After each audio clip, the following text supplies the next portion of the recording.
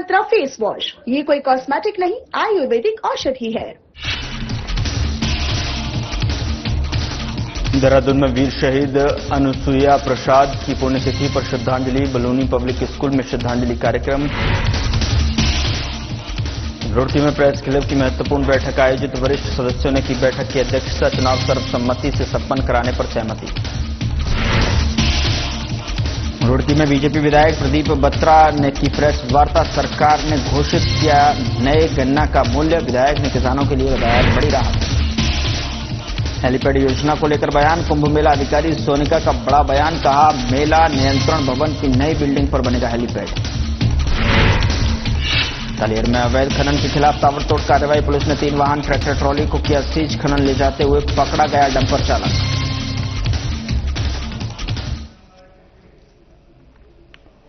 नमस्कार, मैं हूं आपके साथ गौरव राजेंद्र। बुलेटिन की शुरुआत करते हैं। सीएम धामी ने टिहरी में इंटरनेशनल प्रेसिडेंट कप और चतुर्थ टिहरी वाटर स्पोर्ट्स कप के समापन समारोह में मुख्य अतिथि के रूप में शिरकत की। सीएम ने प्रतियोगिता में भाग लेने वाले भारतीय खिलाड़ियों और विदेशी खिलाड़ियों से भी संवाद किया। कार्यक्रम में कैबिनेट मंत्री सुबोध उनियाल, टीएचडीसी के सीएमडी सिपन गर्ग और ईडीएलपी जोशी भी उपस्थित रहे। और आपको बता दें कि अब आपको सीधे लिए चलते हैं टिहरी, जहां कैबिनेट मंत्री सुबोध उनियाल और सीएम धामी कार्यक्रम में उपस्थित अतिथियों को और खिलाड़ियों को संबोधित कर रहे हैं। कायाकिंग और कैनोइंग चैंपियनशिप के क्लोजिंग के अवसर पर मैं दुनिया के डिफरेंट कंट्रीज से आए हुए सभी पार्टिसिपेंट्स का स्वागत करते हुए इस कार्यक्रम के मुख्य अतिथि और हमारे राज्य के युवा यशस्वी मुख्यमंत्री आदरणीय पुष्कर सिंह धामी जी, कई बार यहां आने का अवसर मिला। आज टीएचडीसी जो कि होस्ट है इसकी, उसको और स्वर्गीय बिश्नोई जी को श्रद्धांजलि देते हुए उनके इस कंसेप्ट को, जिसमें इन्होंने इसको आज राष्ट्रीय से अंतर्राष्ट्रीय स्तर का दर्जा दिया, उसके लिए बहुत बहुत साधुवाद देता हूं इस अवसर पर, क्योंकि बहुत संभावनाएं टिहरी जिले में पर्यटन की हैं और संभवतः पूरे देश के अंदर पिछले वर्ष भी जो देश का सबसे बड़ा टूरिज्म डेस्टिनेशन था वो जनपद टिहरी गढ़वाल में ही था। तो टिहरी में जिस तरह की संभावनाएं, उन संभावनाओं को धरातल पर लाकर यहां के नौजवानों को किस तरह से विश्व के पटल पर एक खिलाड़ी के रूप में स्थापित किया जा सके, इन संभावनाओं को टीएचडीसी के सहयोग से और सरकार के आशीर्वाद से किस तरह ये धरातल पे आए, ये निश्चित रूप से एक नौजवान मुख्यमंत्री की सोच में इसका कहीं न कहीं प्रतिफल, बेहतरीन प्रतिफल हमें मिलेगा। और ओलंपिक एसोसिएशन को भी और जो इंडियन कायाकिंग और कैनोइंग एसोसिएशन है उसको भी मैं साधुवाद देता हूं। और एक बार फिर, क्योंकि मुख्यमंत्री जी को भी निकलना है और मैं समझता हूं सभी लोगों को जाना होगा, क्योंकि शादी ब्याह का बहुत बड़ा साया इस समय है। इन शब्दों के साथ में एक बार फिर आप सबकी ओर से प्रदेश के मुख्यमंत्री का जनपद टिहरी गढ़वाल में अभिनंदन करता हूं, स्वागत करता हूं, आभार व्यक्त करता हूं। जय हिंद, जय भारत।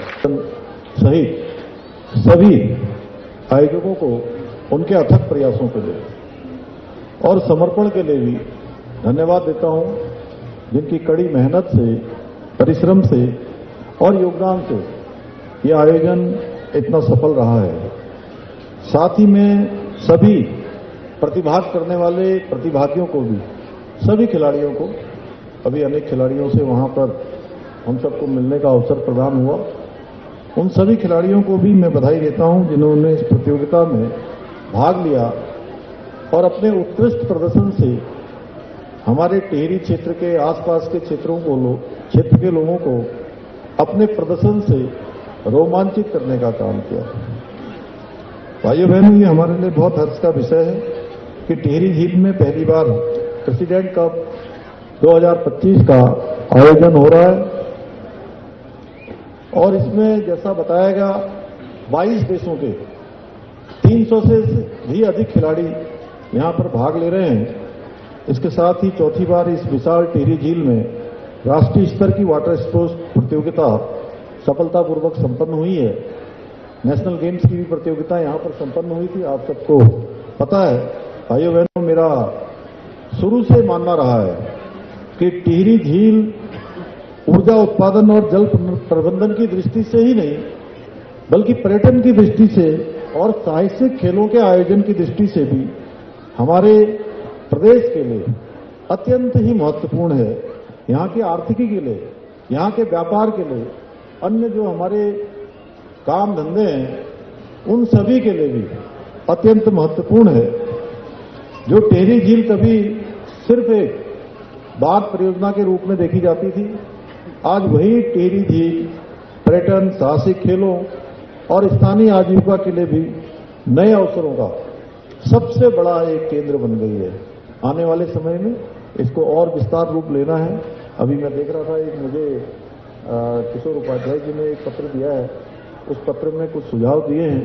सच में यहाँ पर कुछ ऐसा महोत्सव जैसा कोई बड़ा आयोजन करवा के इसको हम लोग राष्ट्रीय और अंतर्राष्ट्रीय स्तर पर ले जाने का भी आगे हम लोग प्रयास करेंगे इसके माध्यम से।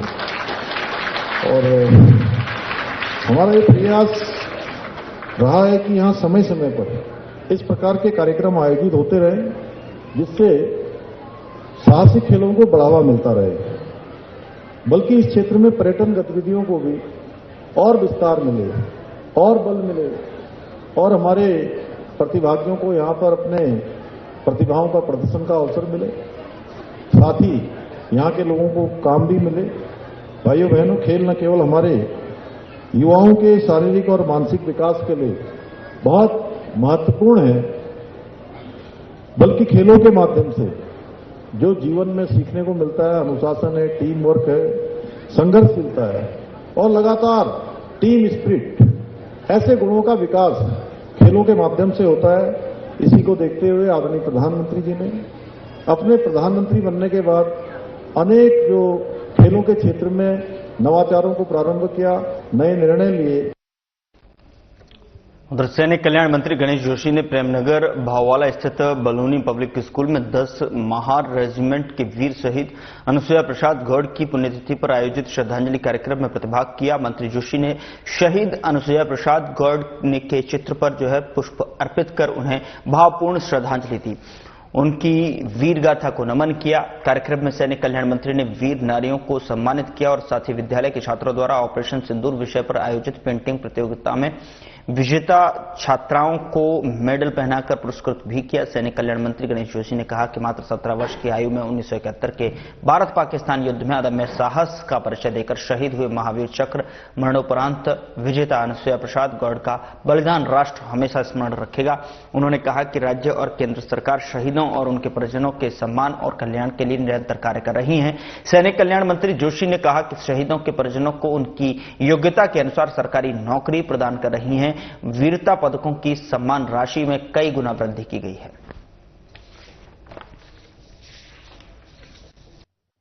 जब 1971 के महानायक, जिन्होंने छोटी सी उम्र में देश की रक्षा करते अपने प्राणों की आहुति दी, जिनको इसकी वीरता के लिए महावीर चक्र से सम्मानित किया गया, उसकी 54वीं तिथि पर मुझे यहाँ पर आने का मौका मिला, उनको नमन करने का मौका मिला। इस अवसर पर मैं उस महान नायक को नमन करता हूँ, प्रणाम करता हूँ। मैं उनकी पत्नी वीर माता को भी नमन करता हूँ, जिसने इन 54 साल में कितनी पीड़ा को सहा होगा। और आज शहीदों का सम्मान करना हर देशवासी का कर्तव्य है।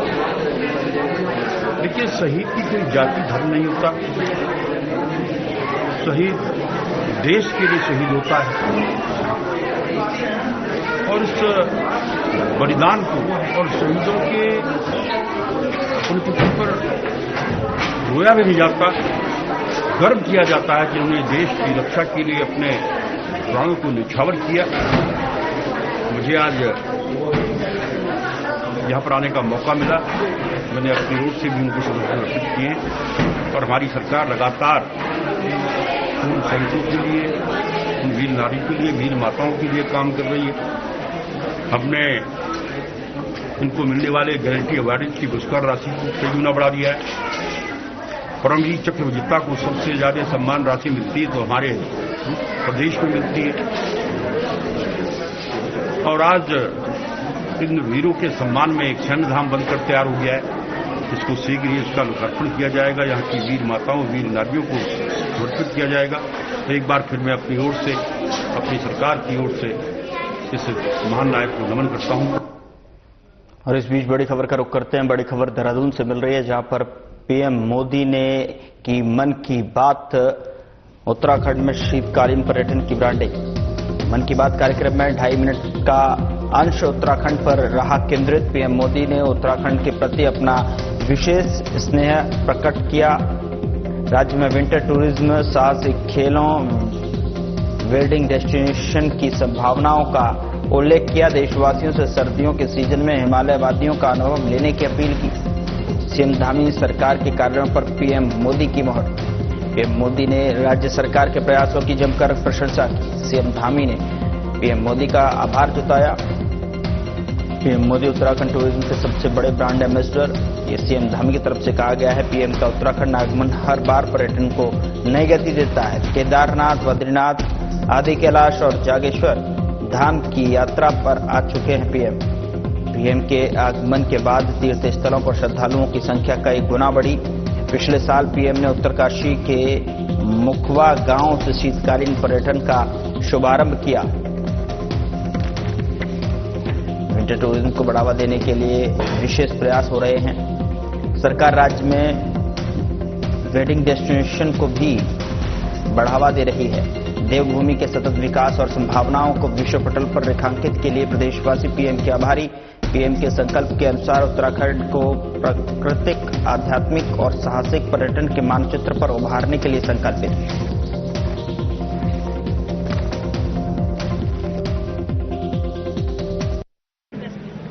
मैं प्रधानमंत्री जी का बहुत आभार व्यक्त करता हूं सभी उत्तराखंड वासियों की तरफ से, जो उन्होंने हमारे राज्य के अंदर पिछले वर्ष से शीतकालीन यात्रा, विंटर टूरिज्म के संबंध में जो भी नवाचार हुआ है, जो काम हुआ है, और वो विभिन्न यात्राओं का स्वयं हिस्सा रहे हैं। उन्होंने सुदूरवर्ती क्षेत्रों का स्वयं भ्रमण किया है, चाहे वो हमारे भारत का जिसको अंतिम गांव कहा जाता था, माड़ा गांव हो, वहां आकर ही उन्होंने भारत का उसे पहला गांव की संज्ञा दी। उसके बाद मां गंगा का मायका मुखवा हरसिल में पिछले वर्ष जो हमारी यात्रा प्रारंभ हुई, इस यात्रा में सम्मिलित होकर उन्होंने हमारी यात्रा का प्रोत्साहन किया और पूरे देश दुनिया के अंदर यात्रा का लोगों के अंदर ध्यान भी आया, प्रचार प्रसार भी हुआ।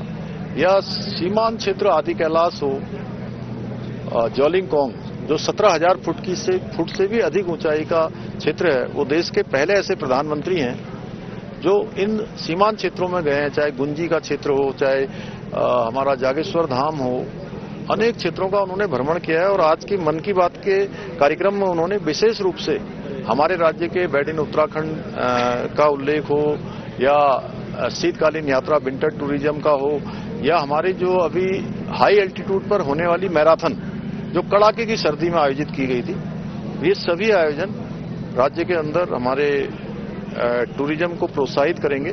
और मैं कहना भी चाहता हूं सभी से, क्योंकि मैंने अभी यहाँ भी सभी देश भर के आए हुए हमारे विद्यार्थियों से, छात्रों से भी आह्वान किया है कि शीतकाल में जहाँ देश के अनेक स्थानों पर सूर्यदेव के दर्शन ही नहीं होते हैं, महीनों महीनों तक धुंध लगी होती है, बादल लगे होते हैं, कोहरा छाया होता है, वहाँ उत्तराखंड में आएंगे तो उनको एक अच्छा परिदृश्य दिखाई देगा। सीधे सूर्यदेव के दर्शन धरती से सीधे उनका कनेक्ट होता हुआ दिखाई देगा। मौसम भी साफ है, AQI भी बहुत अच्छा है, इसलिए आए। और जो घाम तापो पर्यटन आदरणीय प्रधानमंत्री जी ने जो पिछले वर्ष मुखवा में आह्वान किया है, मैं सभी से घाम तापो पर्यटन के लिए सबको आमंत्रित करता हूं। यहां रुक रहे हैं एक छोटे से ब्रेक के लिए। ब्रेक के उस पार खबरों का सिलसिला लगातार जारी है।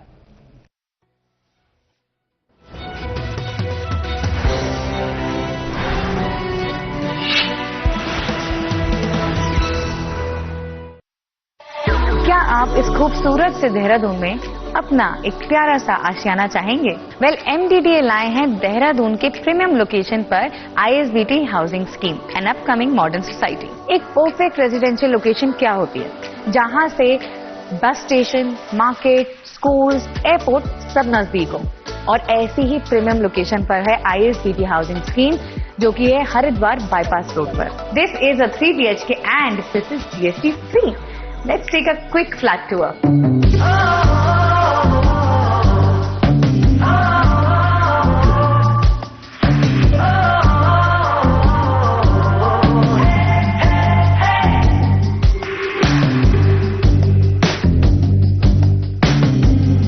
यहाँ पे आपको एक स्पेशल बुकिंग डिस्काउंट भी मिल रहा है, तो इंतजार किस चीज का?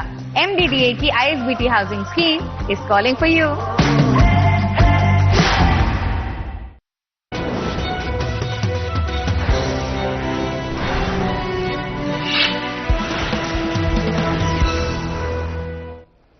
ब्रेक के बाद स्वागत है। खबरों में आगे बढ़ते हैं। प्रेस क्लब महानगर रुड़की की महत्वपूर्ण बैठक हुई। बैठक की अध्यक्षता वरिष्ठ सदस्यों की उपस्थिति में हुई, जिसमें वार्षिक चुनाव प्रक्रिया को सर्वसम्मति से संपन्न कराने का आम सहमति बनी। बता दें कि पारदर्शी और सरल प्रक्रिया के बाद सभी पदाधिकारियों का निर्विरोध चयन किया गया। वार्षिक चुनाव में अध्यक्ष पद पर प्रिंस शर्मा, महामंत्री पद पर मोनू शर्मा, उपाध्यक्ष पद पर आरिफ नियाजी, सचिव पद पर सलमान मलिक और कोषाध्यक्ष पद पर शहजाद राजपूत निर्वाचित हुए। और इसके साथ ही क्लब के 6 डायरेक्टर्स को सर्वसम्मति से चयन किया गया और चुनाव की औपचारिकता पूरी होने के बाद नए पदाधिकारियों का जोरदार स्वागत किया गया। फूलमालाओं से उनका अभिनंदन किया गया और सभी ने एक दूसरे को मिठाई खिलाकर शुभकामनाएं दी।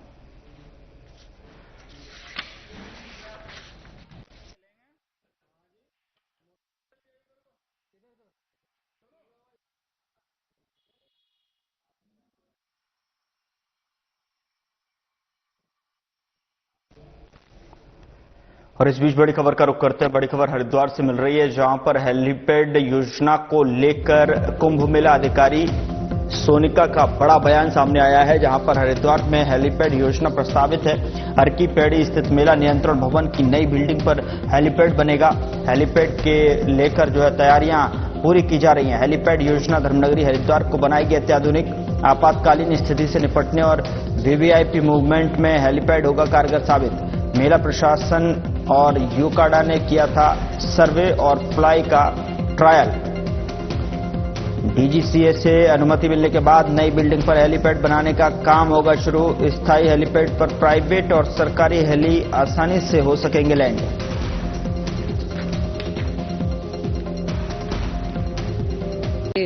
डिस्कशन में आया था कि इस पे हेलीपैड अगर बन सकता है तो उसकी फिजिबिलिटी चेक कर ली जाए। उसी क्रम में कल यूकाडा की टीम यहाँ आई थी और उसका फिजिबिलिटी सर्वे करके गई है और DGCA से जो कंसल्टेशन है उसके उपरांत फिर आगे कार्रवाई की जाए। बेसिकली हेलीपैड के बनाने के बहुत सारे कारण हैं। एक अस्थायी, यहाँ पे अस्थायी हेलीपैड्स हैं लेकिन एक परमानेंट हेलीपैड नहीं है। तो ये हेलीपैड बनने से एक तो जो हमारे इमरजेंसी सर्विसेज होती हैं वो तो हम करेंगे ही, जो हेल्थ से रिलेटेड इमरजेंसी सर्विसेज होती है वो करेंगे। साथ ही साथ जब ट्रैफिक का इशू होता है, कंजेशन का इशू होता है, जब VVIP मूवमेंट्स होते हैं, उसमें भी इसमें काफी सुविधा। उधर गन्ना मूल्य बढ़ोतरी को लेकर बीजेपी विधायक प्रदीप बत्रा ने अपने कैंप कार्यालय पर प्रेस वार्ता की और विधायक प्रदीप बत्रा ने सरकार द्वारा घोषित नए गन्ना मूल्य को किसानों के लिए बड़ी राहत बताया। प्रेस वार्ता में विधायक प्रदीप बत्रा ने कहा कि उत्तराखंड सरकार ने इस बार गन्ना मूल्य में 35 रुपए की जो है बढ़ोतरी की है, जो कि पड़ोसी राज्यों से अधिक है। उन्होंने दावा किया कि नए मूल्य से प्रदेश के गन्ना किसानों में उत्साह है। उन्होंने कहा कि सरकार लगातार किसानों के हित में निर्णय ले रही है। राज्य सरकार गन्ना किसानों की आय बढ़ाने और मिलों से समय पर भुगतान सुनिश्चित कराने के लिए प्रतिबद्ध है। वहीं बीजेपी जिला अध्यक्ष मधु सिंह ने कहा कि किसानों के लिए चलाई जा रही योजनाओं, विशेषकर किसान सम्मान निधि का लाभ किसानों को समय पर मिल रहा है। उन्होंने बताया कि भाजपा सरकार किसान हितों को सर्वोच्च प्राथमिकता देती है। राज्य मंत्री श्यामवीर सैनी ने कहा कि उत्तराखंड सरकार ने उत्तर प्रदेश से अधिक गन्ना मूल्य देकर किसानों के प्रति अपनी संवेदनशीलता दिखाई है। गन्ना मूल्य घोषित करने पर अपने यशस्वी मुख्यमंत्री मुश्किल धामी जी का धन्यवाद करते हैं, आभार व्यक्त करते हैं। इसके लिए आज हम लोगों ने प्रेस वार्ता यहाँ पर रखी ताकि ये खबर सभी किसान भाइयों तक पहुंचे। और कुछ दिन पहले हम लोग सभी माननीय मुख्यमंत्री से मिले थे उनके आवास पर और अच्छी वार्ता हुई और चर्चा भी हुई। तो उन्होंने आश्वासन दिया था कि हम लोग इसमें जल्दी कार्रवाई करेंगे। तो ये कार्रवाई इसमें हुई है और एक बहुत अच्छा मूल्य मैं समझता हूँ किसान भाइयों को मिल रहा है और किसानों में से एक खुशी की लहर है। किसान भाइयों खुशहाल होंगे तो देश खुशहाल होगा और हमारा प्रदेश खुशहाल होगा। समझता हूँ कि ये जो गन्ना मूल्य 30 रुपये बढ़ाया गया है ये अपने आप में अविस्मरणीय है और एक ऐतिहासिक है। तो इसके लिए एक बार पुनः माननीय मुख्यमंत्री का धन्यवाद करते हैं और हमारी सरकार का जो लक्ष्य है किसान भाइयों की आय दोगुनी करने का, उस पर हमारी सरकार लगातार काम कर रही है। लगातार सब्सिडी है इन पे और किसान भाइयों के लिए मैं समझता हूँ कि लगातार खाद और जो फर्टिलाइजर्स हैं उन पे सब्सिडी भी है और उनको मुफ्त भी दिया जा रहा है और सभी जगह इसका वितरण और सभी केंद्रों पे जो है समय से सभी चीजें पहुंच रही हैं। और इस बीच बड़ी खबर का रुख करते हैं। देहरादून से बड़ी खबर मिल रही है जहां पर सीएससी केंद्रों को लेकर डीएम सविन बंसल सख्त दिखाई दे रहे हैं। तो एसडीएम कुमकुम जोशी के नेतृत्व में जिला प्रशासन ने बड़ी कार्रवाई की है। एक और सीएससी सेंटर पर जिला प्रशासन ने लगाया ताला, सील किया। जनसेवा केंद्र पर बिना आवेदकों के हस्ताक्षर के पाए गए दस्तावेज पूछने पर जानकारी नहीं दे पाई सीएससी में कार्यरत स्टाफ। तहसील परिसर स्थित रमन इंटरप्राइजेस पर निरीक्षण के दौरान पाई गई अनियमितता। केंद्र में विभिन्न सेवाओं के लिए निर्धारित दर से अधिक शुल्क वसूली, अग्रिम आदेशों तक केंद्र संचालन किया बंद। डीएम के निर्देश पर जिले के सीएससी सेंटर में चल रहा छापेमारी अभियान। अनियमितता पाए जाने पर लग रहा ताला। छापेमारी अभियान लगातार रहेगा जारी, डीएम सविन बंसल की तरफ से कहा गया।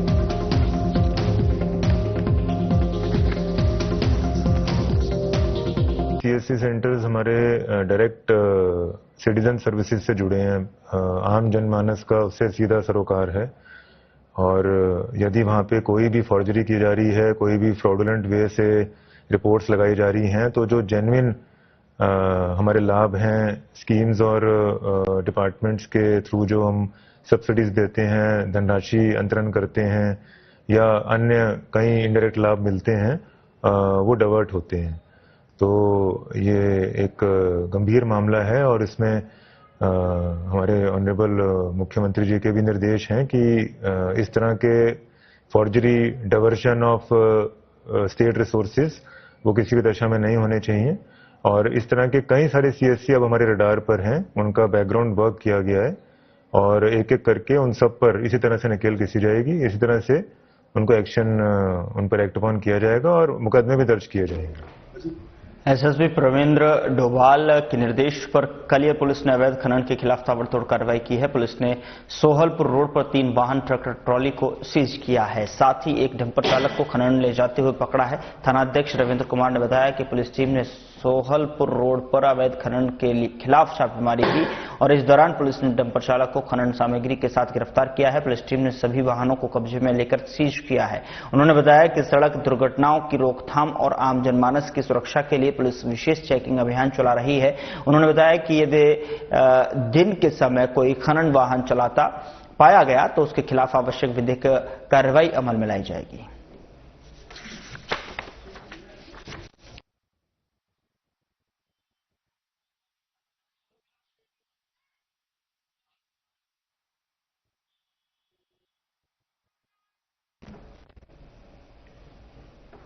और इस बीच बड़ी खबर जम्मू से निकलकर आ रही है जहां पर एआईसीसी के पर्यवेक्षक यशपाल आर्य का जम्मू में बैठकों का दौर जारी। बिलावर में संगठन सृजन कार्यक्रम के तहत पार्टी कार्यकर्ताओं के साथ बैठक की। जन्म समस्याओं, संगठन मजबूती, बूथ स्तरीय संरचना सहित तमाम मुद्दों पर विस्तृत चर्चा हुई है। देश की आजादी में कांग्रेस बेहद योगदान रहा है कांग्रेस का, यशपाल आर्य की तरफ से कहा गया। कांग्रेस का विचार आज भी जनमानस के बीच सबसे मजबूत विकल्प के रूप में खड़ा है। कांग्रेस कार्यकर्ताओं का उत्साह, अनुशासन और संगठन के प्रति समर्पण, जनता के अधिकारों, संवैधानिक मूल्यों और लोकतंत्र की रक्षा के लिए उठाते रहेंगे आवाज। संगठन सृजन अभियान, जनसेवा, संघर्ष और उम्मीद की नई यात्रा में बिलावर का प्रत्येक साथी हमारा मजबूत स्तंभ।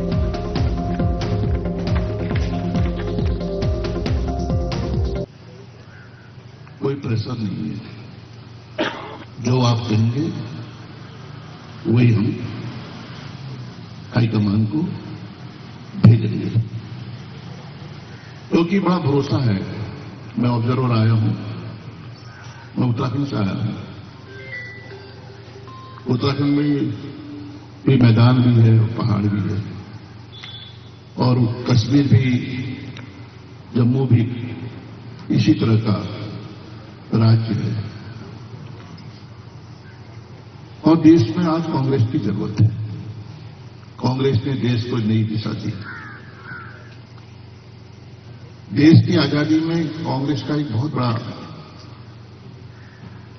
रोल रहा है। शहीदों की कुर्बानियां, स्वतंत्रता संग्राम सेनानी कौन लोग हैं? कई ऐसे नेता। फिलहाल बुलेटिन में इतना ही। नमस्कार।